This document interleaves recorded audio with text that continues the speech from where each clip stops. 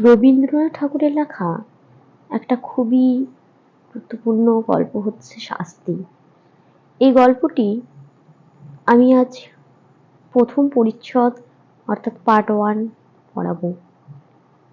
তার আগে জানাই আমার চ্যানেলে যারা রয়েছে তাদেরকে অনেক অনেক স্বাগত। আমার চ্যানেলে স্টুডেন্ট ছাড়াও অনেক সাহিত্য প্রেমীরাও রয়েছেন, তাদেরকেও জানাই অনেক অনেক স্বাগত। আজকের এই গল্পটি শাস্তি, সেই গল্পটির শেষ যে দৃশ্য খুবই করুণ দৃশ্য। আপনারা গল্পটি শুনতে থাকুন এবং তোমরা শুনতে থাকো, অবশ্যই কিন্তু তোমাদের ভালো লাগবে। এবং যারা সাহিত্যপ্রেমী রয়েছেন, যাদের গল্প শুনতে ভালো লাগে, আপনাদেরও কিন্তু শুনতে খুবই ভালো লাগবে।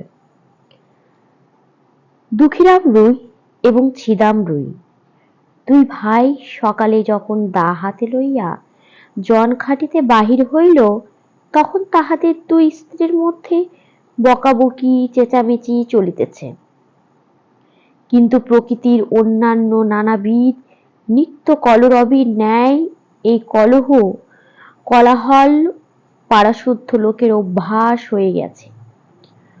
তীব্র কণ্ঠস্বর শুনিয়া মাত্র লোকে পরস্পরকে বলে, ওই রে বাঁধিয়া গিয়াছে। অর্থাৎ যেমনটি আশা করা যায় ঠিক তেমনই ঘটিয়াছে। আজও স্বভাবের নিয়মে কোনরূপ ব্যত্যয় হয় নাই। প্রভাতে পূব দিকে সূর্য উঠিলে যেমন কেহ তাহার কারণ জিজ্ঞাসা করে না, তেমনি এ কুড়িদের বাড়িতে দুই জায়ের মধ্যে যখন একটা হৈ হৈ পড়িয়া যায়, তখন তাহার কারণ নির্ণয়ের জন্য কাহারও কোনরূপ কৌতূহলের উদ্রেক হয় না। অবশ্যই কোন্দল আন্দোলন প্রতিবেশীদের অপেক্ষা দুই স্বামীকে বেশি স্পর্শ করিতে সন্দেহ নাই, কিন্তু সেটা তাহারা কোনরূপ অসুবিধার মধ্যে গণ্য করিত না। তাহারা দুই ভাই যেন দীর্ঘ সংসার পথ একটা এক্কা গাড়িতে করিয়া চলিয়াছে। দুই দিকে দুই স্প্রিংবিহীন চাকার অবিশ্রাম ছড়ছড় খুড়খড় শব্দটিকে জীবনযাত্রা একটি বিধিবিহিত নিয়মের মধ্যে ধরিয়া লইয়াছে।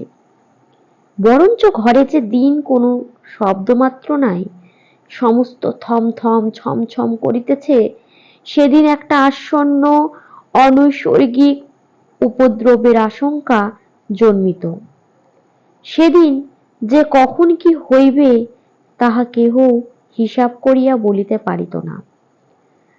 আমাদের গল্পের ঘটনায় যেদিন আরম্ভ হইল, সেদিন সন্ধ্যার প্রাক্কালে দুই ভাই যখন জন খাটিয়া শ্রান্ত দেহে ঘরে ফিরিয়া আসিল, তখন দেখিল স্তব্ধ গৃহ গম গম করিতেছে।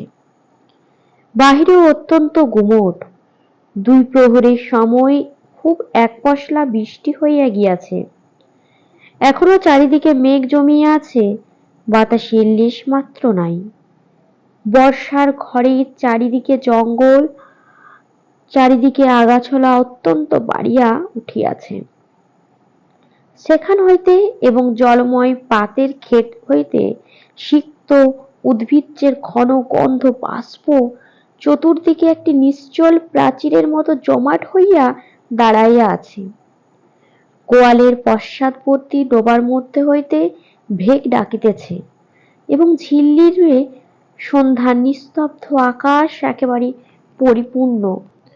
অদূরে বর্ষার পদ্মা নব মেঘের ছায়ার বড় স্থির ভয়ঙ্কর ভাব ধারণ করিয়া চলিয়াছে। শস্য ক্ষেত্রের অধিকাংশ ভাঙিয়া লোকালয়ের কাছাকাছি আসিয়া পড়িয়াছে।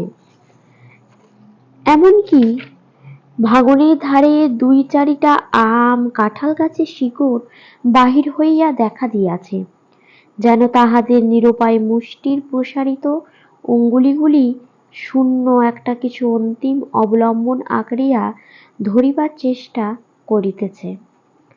দুঃখীরাম এবং ছিদাম সেদিন জমিদারের কাছারি ঘরে কাজ করিতে গিয়াছিল। ওপারের চরে জলিধান পাকিয়াছে। বর্ষার চার ভাসিয়া যাইবার পূর্বে ধান কাটিয়া লইবার জন্য দেশের দরিদ্র লোক মাত্রে কেহ বা নিজের ক্ষেতে, কেহ বা পাঠ খাটিতে নিযুক্ত হইয়াছে। কেবল কাছারি হইতে পেয়াদা আসিয়া এ দুই ভাইকে জবরদস্তি ধরিয়া লইয়া গেল। কাছারি ঘরে চাল ভেদ করিয়া স্থানে স্থানে জল পড়িতেছিল, তাহাই সারিয়া দিতে এবং গোটাকতক ছাপ নির্মাণ করিতে তাহার সমস্ত দিন খাটিয়াছে। বাড়ি আসিতে পায় নাই, কাছারি হইতেই কিঞ্চিৎ জলপান খাইয়াছে। মধ্যে মধ্যে বৃষ্টিতেও ভিজিতে হইয়াছে। উচিত মতো পাওনা মজুরি পাই নাই, এবং তাহার পরিবর্তে যে সকল অন্যায় কটু কথা শুনিতে হইয়াছে সে তাহাদের পাওনার অনেক অতিরিক্ত। পথের কাদা এবং জল ভাঙিয়া সন্ধ্যাবেলায় বাড়ি ফিরিয়া আসিয়া দুই ভাই দেখিল ছোট জা চন্দরা ভূমিতে অঞ্চল পাতিয়া চুপ করিয়া পড়িয়া আছে।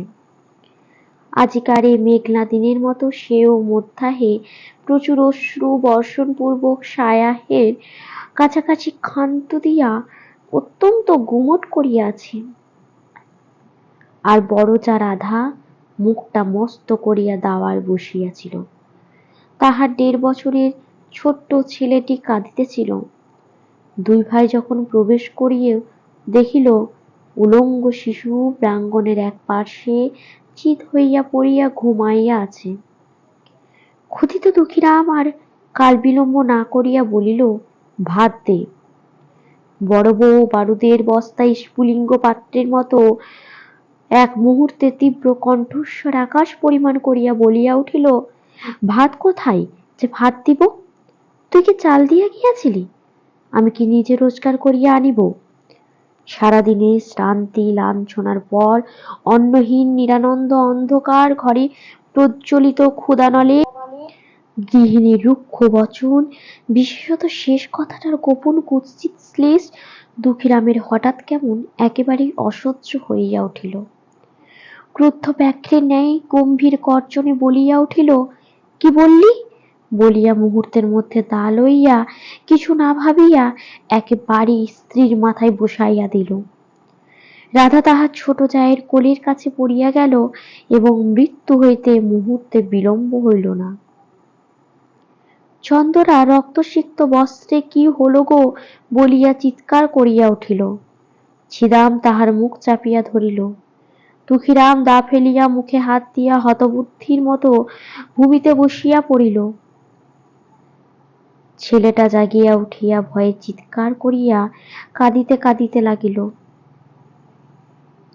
বাহির তখন পরিপূর্ণ শ্রান্ত। রাখাল বালক গরু লইয়া গ্রামে ফিরিয়া আসিতেছে। পরপারে চরে যাহারা নূতন পক্ক ধান কাটিতে গিয়াছিল তাহারা 5-7 জন এক একটি ছোট নৌকায় এপারে ফিরিয়া পরিশ্রমের পুরস্কার 2-4 আটি ধান মাথায় লইয়া প্রায় সকলেই নিজ নিজ ঘরে আসিয়া পৌঁছেছে। চক্রবর্তীদের বাড়ির রামলোচন খুড়ো গ্রামের ডাকঘরে চিঠি দিয়া ঘরে ফিরিয়া নিশ্চিন্ত মনে চুপচাপ তামাক খাইতেছিলেন। হঠাৎ মনে পড়িল তাহার কোরফা প্রজা দুঃখীর অনেক টাকা খাজনা বাকি, আজ কিংদর্শ শোধ করিবে প্রতিশ্রুতি দিয়েছে। এতক্ষণে তাহারা বাড়ি ফিরিয়াছে স্থির করিয়া চাদরটা কাঁধে ফেলিয়া ছাতা লইয়া বাহির হইলেন। কুড়িদের বাড়িতে ঢুকিয়া তাহার গা ছমছম করিয়া উঠিল।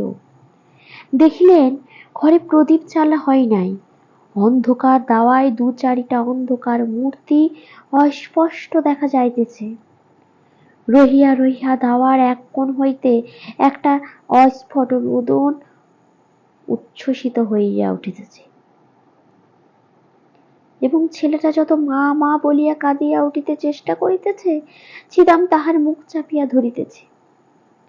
রামলোচন কিন্তু ভীত হইয়া জিজ্ঞাসা করিল, দুঃখী আছিস নাকি?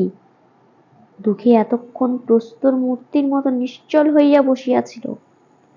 তাহার নাম ধরিয়া ডাকিবা মাত্র একেবারে অবোধ বালকের মতো উচ্ছ্বসিত হইয়া কাঁদিয়া উঠিল। ছিদাম তাড়াতাড়ি দাওয়া হইতে অঙ্গনে নামিয়া চক্রবর্তীর নিকটে আসিল। চক্রবর্তী জিজ্ঞাসা করিলেন, মাগিরা বুঝি ঝগড়া করিয়া বসিয়া আছে? আজ তো সমস্ত দিনই চিৎকার শুনিয়াছি। এতক্ষণ ছিদাম কিং কর্তব্য কিছুই ভাবিয়া উঠিতে পারে নাই। নানা অসম্ভব গল্প তাহার মাথায় উঠিতেছিল। আপাতত স্থির করিয়াছিল রাত্রি কিঞ্চিৎ অধিক হইলে মৃতদেহ কোথাও সরাইয়া ফেলিবে। ইতিমধ্যে যে চক্রবর্তী আসিয়া উপস্থিত হইবে এ সে মনেও করে নাই। ফস করিয়া কোনো উত্তর জোগাইল না, বলিয়া ফেলিল, হাঁ, আজ খুব ঝগড়া হইয়া গিয়াছে। চক্রবর্তী দাওয়ার দিকে অগ্রসর হইবার উপক্রম করিয়া বলিল, কিন্তু সেজন্য দুঃখী কাঁদে কেন রে? ছিদাম দেখিল আর রক্ষা হয় না, হঠাৎ বলিয়া ফেলিল, ঝগড়া করিয়া ছোট বউ বড় বউয়ের মাথায় এক দায়ের কোপ বসাইয়া দিয়াছে। উপস্থিত বিপদ ছাড়া যে আরো কোনো বিপদ থাকিতে পারে এ কথা সহজে মনে হয় না। ছিদাম তখন ভাবিতেছিল ভীষণ সত্যের হাত হইতে কি করিয়া রক্ষা পাইব। মিথ্যা যে তদপেক্ষা ভীষণ হইতে পারে তাহা তাহার জ্ঞান হইল না। রামলোচনের প্রশ্ন শুনিবা মাত্র তাহার মাথায় তৎক্ষণাৎ একটা উত্তর জোগাইল এবং তৎক্ষণাৎ বলিয়া ফেলিল। রামলোচন চমকিয়া উঠিয়া কহিল, বলিস কি, মরে নাই তো? ছিদাম কহিল, মরিয়াছে, বলিয়া চক্রবর্তীর পা জড়াইয়া ধরিল। চক্রবর্তী পালাইবার পথ পায় না, ভাবিল, রাম রাম, সন্ধ্যাবেলায় একই বিপদে পড়িলাম। আদালতে সাক্ষ্য দিতে দিতেই প্রাণ বাহির হইয়া পড়িবে। ছিদাম কিছুতেই তাহার পা ছাড়িল না, কহিল, দাদা ঠাকুর, এখন আমার বউকে বাঁচাইবার কি উপায় করি? মামলা মোকদ্দমার পরামর্শে রামলোচন সমস্ত গ্রামের প্রধান মন্ত্রী ছিলেন। তিনি একটু ভাবিয়া বলিলেন, দেখ, ইহার এক উপায় আছে। তুই এখনই থানায় ছুটিয়া যা, বলগে তোর বড় ভাই দুঃখী সন্ধ্যাবেলায় ঘরে আসিয়া ভাত চাইয়াছিল। ভাত প্রস্তুত ছিল না বলিয়া স্ত্রীর মাথায় দা বসাইয়া দিয়াছে। আমি নিশ্চয় বলিতেছি, একথা বলিলে ছুরিটা বাঁচিয়া যাইবে।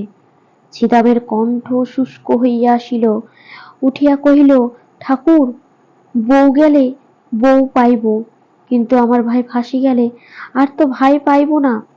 কিন্তু যখন নিজের স্ত্রীর নামে দোষারোপ করিতেছিল তখন এই সকল কথা ভাবে নাই, তাড়াতাড়িতে একটা কাজ করিয়া ফেলিয়াছে। এখন অলক্ষিত ভাবে মন আপনার পক্ষে যুক্তি এবং প্রবোধ সঞ্চয় করিতেছে। চক্রবর্তীও কথাটা যুক্তিসঙ্গত বোধ করিলেন, কহিলেন, তবে যেমনটি ঘটিয়াছে তাই বলিস, সকল দিক রক্ষা করা অসম্ভব।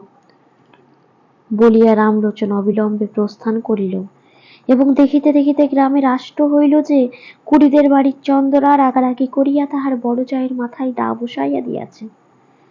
বাঁধ ভাঙিলে যেমন জল আসে গ্রামের মধ্যে, তেমনি হু হু শব্দে পুলিশ আসিয়া পড়িল। অপরাধী এবং নিরপরাধী সকলেই বিষম উদ্বিগ্ন হইয়া উঠিল। শাস্তি গল্পের পার্ট 1টা এখানেই সমাপ্ত। পার্ট 2টা আমি খুব শীঘ্রই আপনাদের জন্য নিয়ে আসব। যদি পার্ট 1টি ভালো লেগে থাকে অবশ্যই কমেন্ট শেয়ার করতে ভুলবেন না।